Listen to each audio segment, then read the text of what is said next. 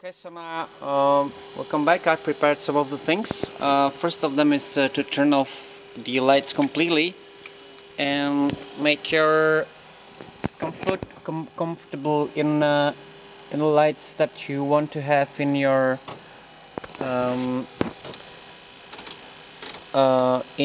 cockpit. So we'll do this for the engine instrument panel. For the pedestal we need maybe some flat here, so we'll turn on some lights that it's brighter, and we can put some red light into that as well. This looks quite good. I don't need the other panel. This one is looking good, so everything is prepared maybe for me. So for the takeoff, I mean. So I'm satisfied with the lights here right now. If I'm preparing for the takeoff, if I will perform takeoff, I will turn on the lights again to floodlights so that we have light again here. I've been preparing some headings and some stuff for the takeoff that we can turn right, and using the autopilot here for our flight. And we will now continue with the checklist, which is before startup checklist, which told me flight attendant advisory should be sterile. There is a switch here on overhead which told me that this should be go to sterile. This is telling the attendants that we don't want to be disturbed any longer at this phase of flight. Rem air is on off, that's off. That is checked. Door lights out. We don't have any door lights here. Beacon is set to on. And seatbelt sign to on. That's checked. Ignition is now off. But I will turn it to ground start. Okay. And fuel pumps set one right on, and that's it. Now we don't have the APU started, so first, before you want to start the aircraft from the ground, you need to start the APU. So we have one fuel pump on, so we can try to start the APU, which I'm doing right now. If the EPR or the RPM of the APU is moving, that's right now it's moving. We have master caution here. That's this light here caused that APU oil pressure low, so we can cancel that. We are expecting another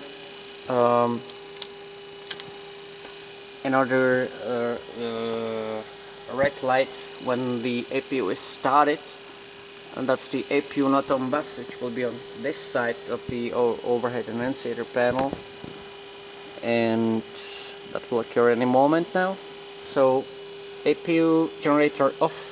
We can cancel this warning and we can connect the APU. You see the aircraft switch off from the bus of the ground and it is now on the bus of the APU. We will now turn the rem air, which will be indicated by this instrument here. Maybe.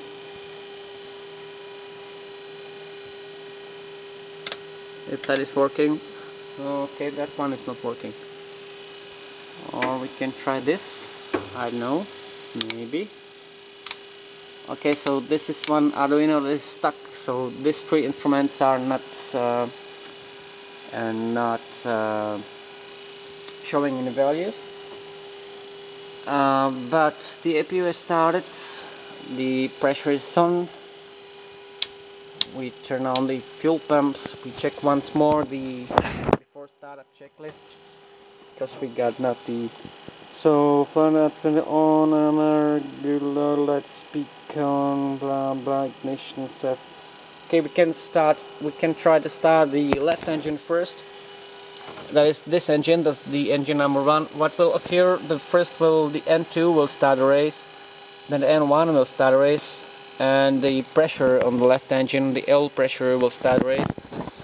Once we have 21% of the N2, I will throw fuel into the engine. We will have a fuel flow and EGT. I hope it will work. It's not completely done, but a lot of things was working before, so okay. Now I'm starting the left engine. So the left N2 and left N1 should start a race, and also the oil pressure on the left engine. As it start racing, I'm holding the camera in one hand, and I need to the other hand to put the fuel in it. Hope I can do it with one hand. So that's 21.5 N2. Got fuel in. Continue starting. We should see a race of a fuel flow.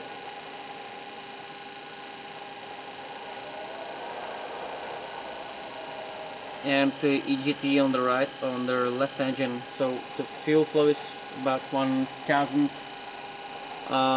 pounds per hour, and EGT is raising. We can release the switch, the starting switch, when the N2 raises 400%. And once the engine is stabilized, it connects itself into the bus. So that happens right now, and we should have also the indication of the EPR. This is the 1.0, so nothing is flowing from or to the engine. This means that the engine is sucking some air and putting it out from the exhaust. So we get also some consumption of fuel here. And now we can start the engine number 2. So start the right engine right now.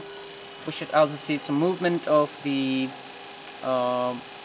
right N2 and N1 RPMs. You see the N2 is raising, N1 is also moving, so the engine is not stuck. Once we get 20 something, that's 18 now of N2, I will throw a fuel in it. I will do that right now, and I'll need to go back to the starter again,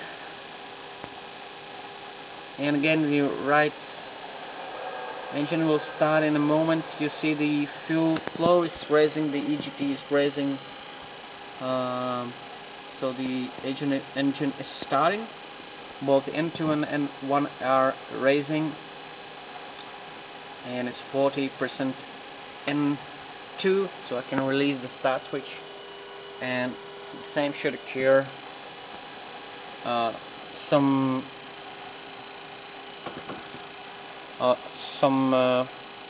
Yeah, the engine is now connected to the bus, so you see it also shows 0.2 of EPR, so it's sucking air and putting it back. Of course we got master caution because the APU generator is off. Rudder control manual, I don't know what that happened.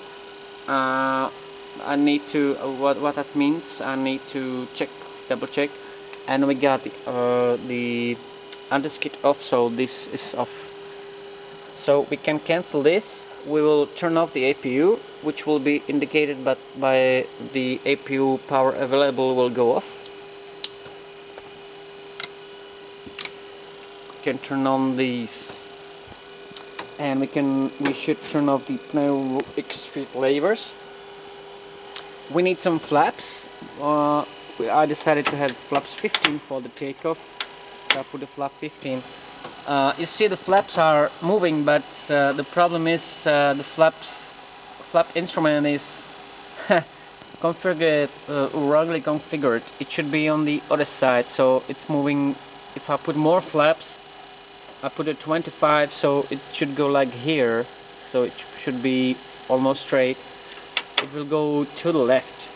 Instead it should go to the right. So this is flaps 25, so it's working well, but it goes into other direction. Okay, so we can maybe do a after startup checklist. Before taxi checklist. Engine ice protection, we don't need that. An initiator is checked.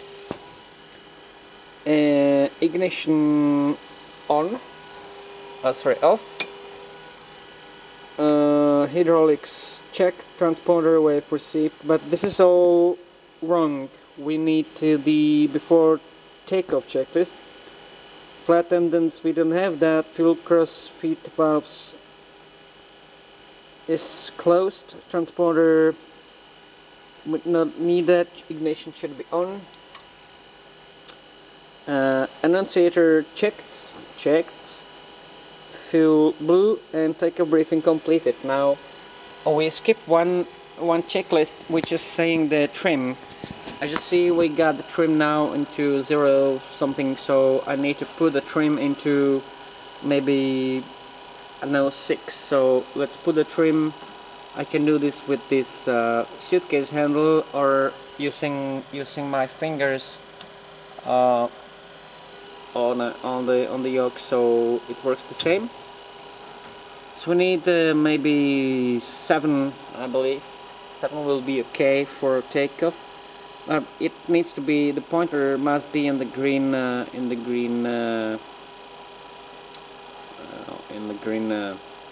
range.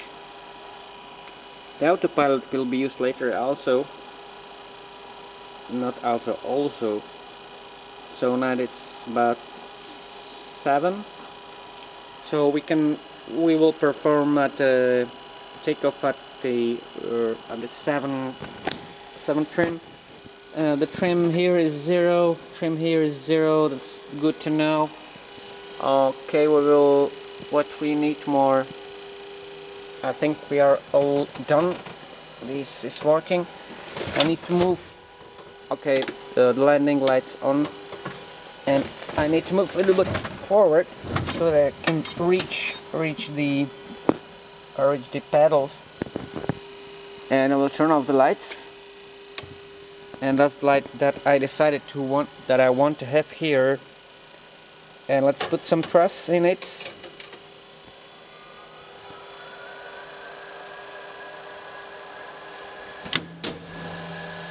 Parking brake is off.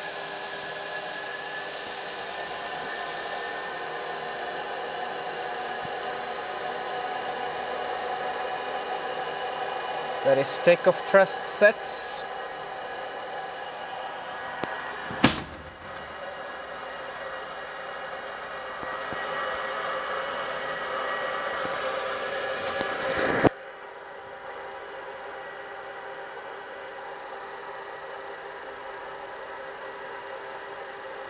Nuts, that's checked. I'm trying to keep the aircraft on the center line. It's V1, rotates.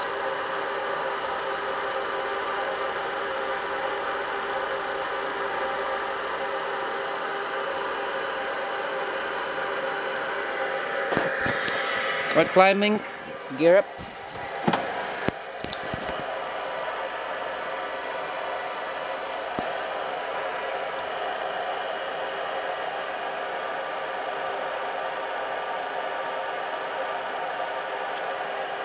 Is up,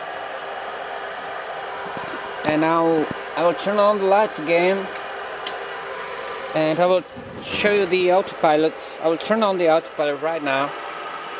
It starts to do some movements. I will put a IS hold, and I will put the selected heading. So if I turn the heading on, it should start to turn right, and you see it's turning right, and it's also turning right on the screen. We are going into the heading of 065. I also reduce the thrust, and I disabled the IS hold, and I put it into altitude hold because we just reached the 4,000 feet altitude. I'll let some thrust gain because we need to gain some speed. And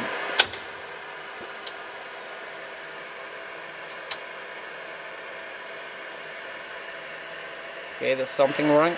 It doesn't want to rotate to my heading select. Try that again. No, it doesn't respond. Okay, so I'm trying to... There's a problem with the heading, I don't know what happened, so I'm using the turn knob. It's turning right now into the downwind of runway 24 from Prague, Rosinje. I will climb a little bit. I'll put this... Oh, I need some speed. Let's stall! No, don't stall, please!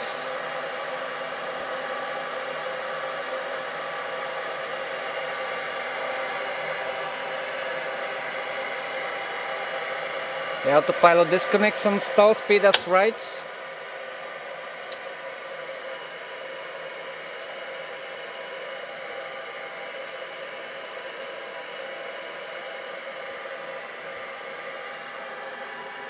Also my BFF car disconnects, so I need to engage it again. It should work now. It's working.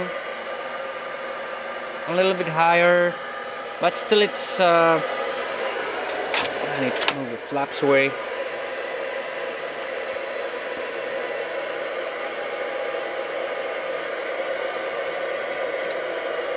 So see this, it's not easy to control the aircraft. It's a lot of work, and you should check the speed. You should check all the parameters. Okay, I will fly straight ahead now. I will turn right into the ILS of runway 24, and let's see you just before landing. Bye.